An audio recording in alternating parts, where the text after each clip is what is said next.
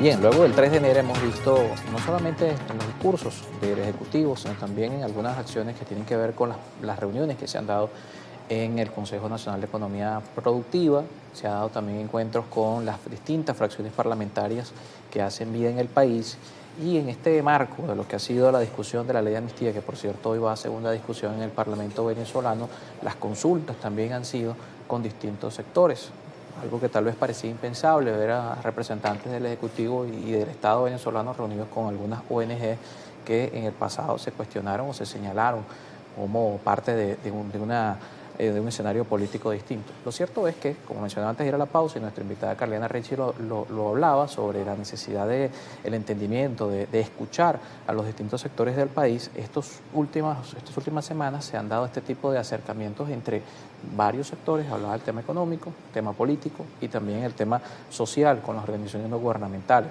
Pareciera al menos haber hoy una voluntad de escuchar, y en esos planteamientos también se ha hablado sobre el tema de un pacto, de la posibilidad que se establezca este acuerdo de convivencia que permita que las distintas corrientes políticas y de otros sectores puedan ejercer su ejercicio, puedan ejercer sus derechos a plenitud. El diálogo, Carlos, y es algo que nos vas a escuchar siempre, a cada instante y a cada momento, a los dirigentes de Cambiemos Movimiento Ciudadano.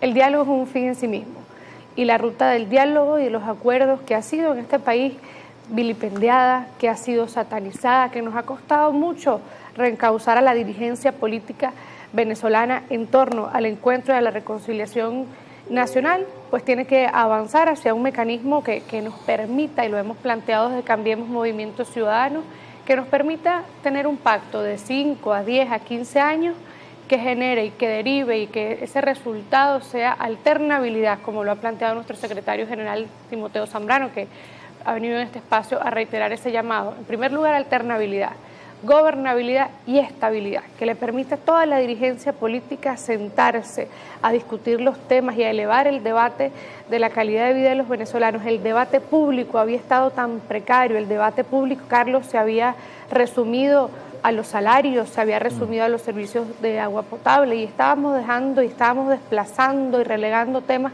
tan importantes para los venezolanos, para la ciudadanía, como la construcción de un nuevo sistema político que nos permita a toda la dirigencia del lado y lado, piense como piense, reencontrarnos. Ahí en este momento tenemos una oportunidad histórica, y hablo como juventud, tenemos el compromiso de generar y que pasemos a la historia como la generación que, a pesar de sus diferencias, pudo lograr un objetivo, pudo lograr la construcción de un horizonte común que derive en beneficio de la calidad de vida de los venezolanos.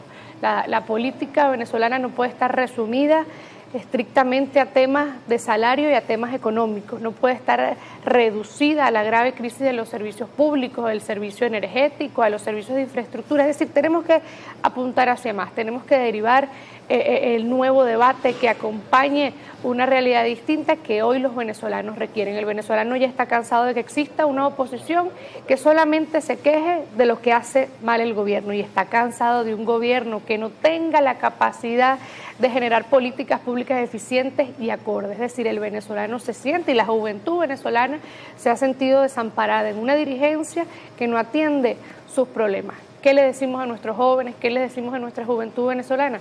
Que aquí sí hay una generación de relevo que va a acompañar todas las demandas ciudadanas que exigen los venezolanos.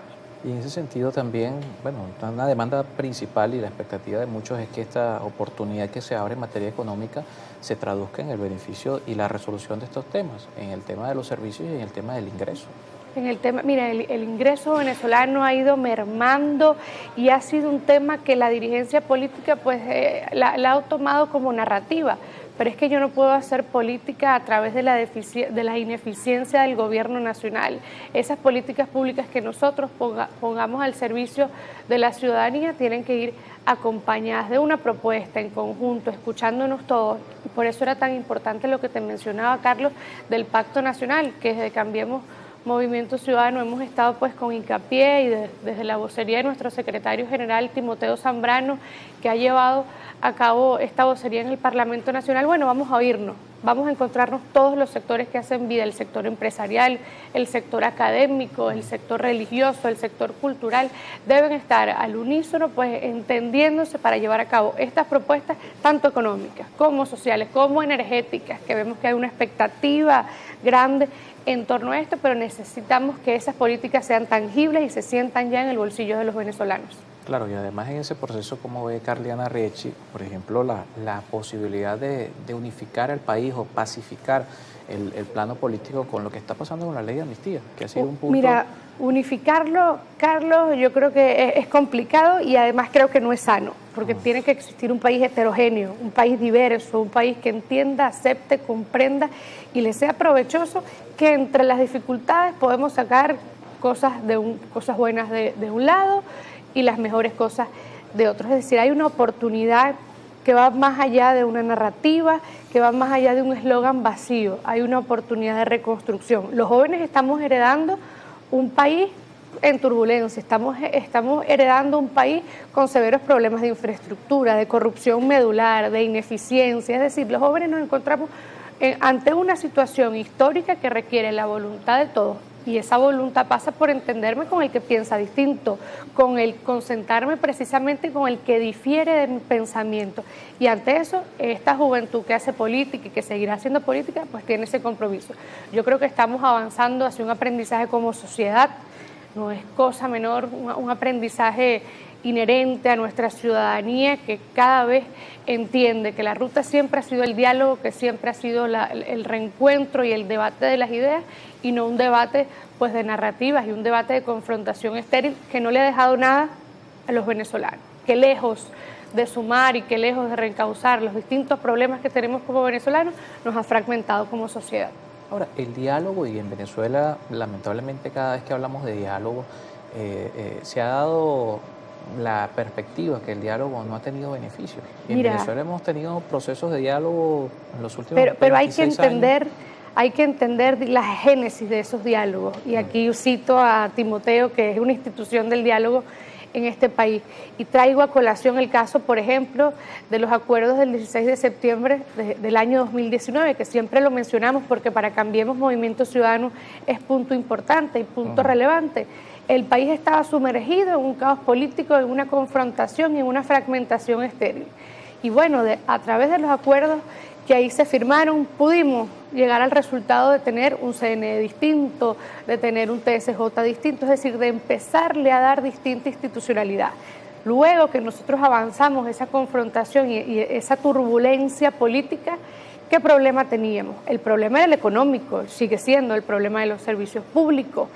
Y empezamos a decirle al país, ahora el nuevo diálogo tiene que partir desde los servicios sociales, desde la economía. Ese tiene que ser el punto de partida para que la dirigencia política se ponga de acuerdo y asista a ese diálogo. Bueno, el 3 avanzamos hacia todo ese proceso, hubo una Asamblea Nacional que dirimió sus diferencias y tuvo un lustro del acompañamiento de políticas legislativas para avanzar precisamente en esas áreas.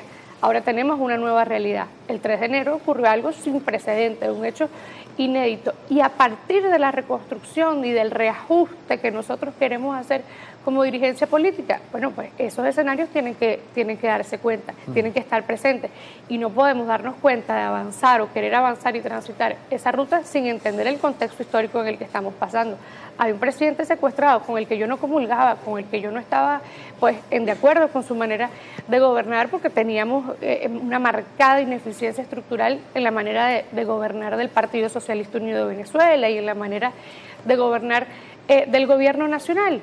Pero bueno, ahora tenemos temas de soberanía, tenemos temas inherentes a nuestra economía que tienen que estar presentes, tenemos temas de políticas energéticas como los estábamos viendo que tienen que estar presentes en el debate público. Y yo espero y aspiro que el papel del gobierno nacional pues sea un papel de eficiencia, porque eso significa en la mejora de la calidad de vida de los venezolanos.